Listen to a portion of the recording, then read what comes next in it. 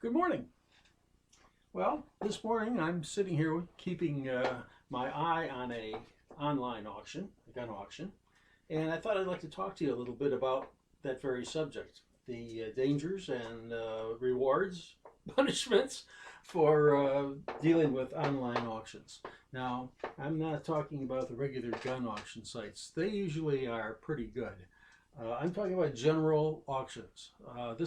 This is an auction company that last week may have been selling antique furniture, and next week maybe selling spacely sprockets. And this week they happen to have an allocation of guns and military items that they're auctioning. There's a lot to be careful of on them, but this is a place where you can find some real deals and you can get taken to the cleaners pretty thoroughly. I brought some guns, some things that I bought on online auctions, and I'll give you some pros and cons and things you should look for and things you should stay away from. First of all, if you're sitting here and like this auction is in Ohio and I'm bidding online, there's several things that you have to take into consideration and think about. One is that you are buying a pig in a poke. Okay? You have not seen this gun. And if there are people there who have looked at the gun, you have to realize that they've already decided what it's worth. And if you are outbidding them, you might want to consider the fact that they looked at the same gun and decided it wasn't worth the money you're paying for it. On top of that, you're going to pay an internet an additional amount for a 20% or 15% internet surcharge for them to be able to deal with you on the phone. That wouldn't be so bad if it was going towards shipping and packaging, but it's not. You're going to pay for shipping and packaging. So think about this. You just outbid somebody who was there and looked at the gun and decided it wasn't worth the $100 you're going to pay for it, and you're going to pay $120 for it because there's a 20% internet surcharge, and you're going to pay shipping. So that $100 gun is going to cost you probably $150, $160. So is it ever worth it? Well, sometimes it is, yes, and sometimes it isn't. For example, there was a auction just recently that I looked at. They had a advertisement in there. One of the guns was an 1873 Winchester. Unfortunately, the picture was of a reproduction single-action army. I don't know where they got the idea it was a Winchester, because in one of the pictures it clearly said "you birdie" on the gun.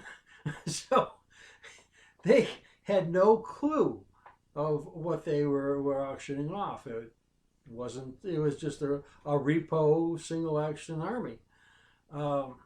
So you really have to know a little bit about what you're buying and how much you want to spend for it. For me, I go in there and I play at the bottom end of this. Normally I'm trying to buy guns that have been well used. They're one step away from the garbage can, and are going cheap because they need work. And I'm retired, and this is what I enjoy doing. So I look for bargains. But you better keep in mind that you're going to win some and you're going to lose some. The way auctions work, if you go to someplace like Gunbroker, you have some advocacy there if you don't get what you expected. It won't be fun, but you can generally get some help with settling problems. When you go to just an online auction house, those guns are sold where is as is, and when you are the high bidder, you win and it's yours. They're not taking it back. They're not going to help you out. They're not going to give you any sympathy if it isn't what you expected it to be. So look at the pictures closely and try and make sure that you understand what you're getting. And I'm going to give you some examples today of things that were winners for me and things that were losers for me. Okay. For example, let's see. Let's start with some, well, one of my favorite stories is this cap and ball revolver here. This was advertised as cap and ball revolver, 45 caliber or 44 caliber. The picture was muddy. It wasn't very good. And I'm looking at it and I'm thinking, wow, look at that. It's got the squared off trigger guard there. It's got a round barrel. It's Dragoon. It's a big old Colts Dragoon repo. So the picture was kind of muddy. I couldn't really tell what it was. So I ended up buying it. I think I spent a couple $100 on it. And I thought, a Dragoon for $200, I just got me a winner. It showed up and I looked at it and I went, I have no idea what this is. It's got features of both the Dragoon and the Colt Navy. Well, how come? I could not figure it out. Then I realized that if you notice, it doesn't have any recoil shields here behind the cylinder. It's just a flat frame on both sides. That was probably the one thing that and it is intermediate. It's not quite as big as a Dragoon, and it's not quite as small as a Navy. It's in between the two. It's like brand new. It doesn't look like it's ever been fired. And I got a heck of a deal on it, but what the heck is it? Well, as it turns out, it was a Uberti reproduction of the Confederate Dance revolver. It was the Dance revolvers were made in Texas during the Civil War for the Confederacy, and probably one of the best guns that the Confederacy actually had, but they actually left the recoil shields off so that they were easy. It was easier to cap. So I have a Dance revolver. That wasn't what I was expecting, but that's what I got. So the price was right. The gun was virtually new, and you can't really complain about that. Another great winner. It's on an auction site. I came up with a Smith & Wesson 629, 6.5-inch barrel. Good old dirty hairy 44 Magnum. The most powerful handgun in the world. It used to be anyway, even though he shot 44 specials in it. Anyway, this was online, and I wanted one for years. It's just, everybody should have a dirty hairy revolver. And this one was there. Somebody bid $450, and there was a few minutes left. And I thought, well, it's not going to stand. It got down to 30 seconds. So I bid $500 and won it. I got basically a Smith & Wesson 629 in 44 Magnum for $500. If you've ever priced them, that's a pretty good deal. Now, it did not come with these grips on it. It had this factory grips on it. These grips are from Kim Ahrens, who does grips, custom grips in exotic woods. This particular exotic wood happens to be maple, but this is one of the styles he does for revolvers. And if you're looking for a nice, very well done and good fitting revolver grip, you might take a look at Kim Ahrens online. Does a good job. It's a good man too. Then we have the Weird and Wonderful. I had no intention of ever buying this gun. It was once again on an auction that nobody was bidding on it. I bought it for $30. It was a kit that came out of Japan probably in the 60s. right around the time of the Civil War stuff and the Revolutionary War stuff in the 70s. Yeah, probably 70s. Anyway, it was sitting online. Nobody was bidding on it. Nobody was bidding on it. So I threw a $30 bid out there and won it. It was a kit that was just thrown together. It wasn't polished. It wasn't finished. It just was thrown together. Somebody was probably using it for a decorative piece. It's like 69 caliber. No, I'm sorry, 72 caliber.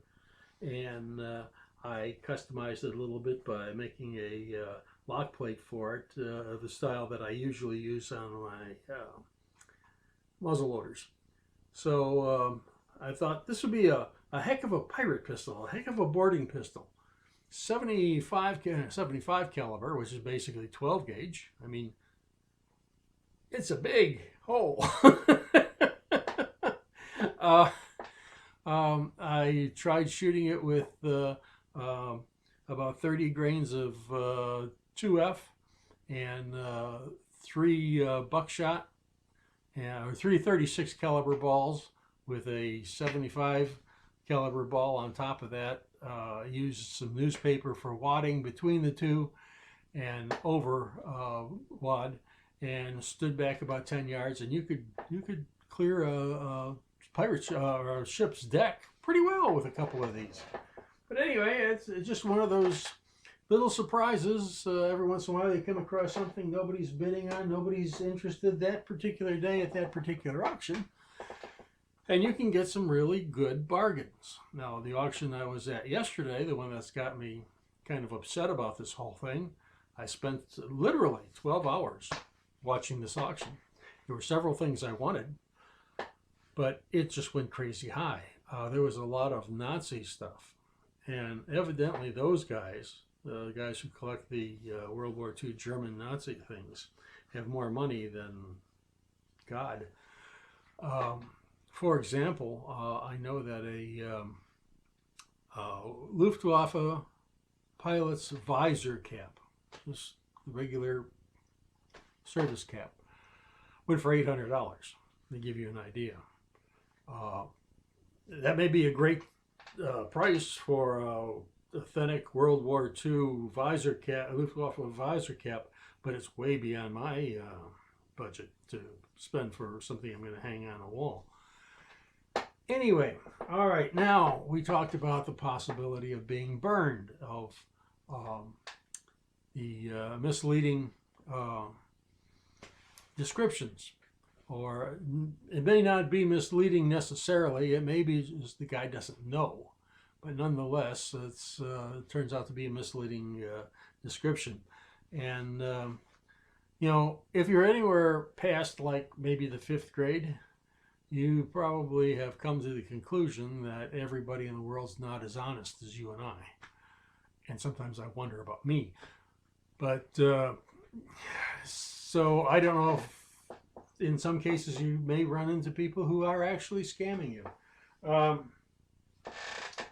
I think the prime example I have here is this was advertised as a Stevens 44.5 single shot 25-20 rifle. Well, yeah, but that ain't the whole story. Being an old rifle, I figured the 25-20, there's 2 25-20 cartridges. The old one that's obsolete now is the 25-20 single shot. It was what these were generally chambered in. And now it's been replaced by the Winchester 25-20 Winchester centerfire round. And they're not interchangeable. So when I got the gun, I realized that it had been shot a lot and it was dirty, and I cleaned it up, and I expect that. What I didn't expect was somebody somewhere down the line had decided that there was something wrong. He couldn't chamber his 25-20 Winchester centerfire cartridges in this gun, so he rechambered it. Well, it would have been nice if he used a chamber reamer, at least maybe it would have been usable, but he didn't. He used a drill. And it will take a 25-20 round, Winchester round, but you can't get it out because the chamber is now stepped. The case is basically destroyed when you shoot the gun. So I'm going to have to reline the barrel and rechamber it. Unfortunately, it's probably going to cost me, since I haven't done a 25 caliber before, I need to buy the liner and the drill and the chamber reamer and the headspace gauges to do that job. So this gun that was a great bargain at, I think I paid $250 for it, is going to cost me probably another $350 just to buy the tooling to make it shootable. So that's being burned. I mean, you want to look at it. I've done this for a long time, and I got burned on this one. There's no question about it. It's a really nice little gun. It needs a lot of needs work, but it's got some blue on it, and I'm reasonably happy with it. If I could just somehow shoot it. So I bought a expensive project that was a bit more than I anticipated spending right at that time. But anyway, that's my 25-20 Winchester, and I think that's a 44 rather than a 44 and a half, but we won't argue about it. Once again, once you pay for it and they ship it, it's yours. They're not taking it back. Okay, this was another great bargain. This is a Browning 22 auto. This is one of the Japanese ones that later on when they were making them in Japan. It was somebody's truck gun, and it had no finish left on it whatsoever. So I got it really cheap and did all the work and put a pistol grip cap on it and have the original butt plate and refinished it and have a nice little shooting 22 that I got for about half of what these things normally go for, because I am a gunsmith and I could work on it. But I bought it knowing that, and that's why we got it cheap. What else do we have here? I think that's probably all the really good examples I have today. Another one that we'll talk about. This one was basically as advertised. It said that it was beat up, that it had pitting along the line of the grips, and it does. But it has a pristine bore. It's in time. It didn't work when I bought it. They said that it was non-functional and needed a gunsmith. All that was wrong with it is whoever assembled it did it wrong. And all it took was taking the side plate off and putting all the parts where they belong, and the gun works, and the time's up, and everything's fine. So, just a few words of advice. If you're going to step into that snake pit, you have to understand that you can win some, you can lose some, and don't pay any more money for a gun than you think it's worth. You have to be able to walk away.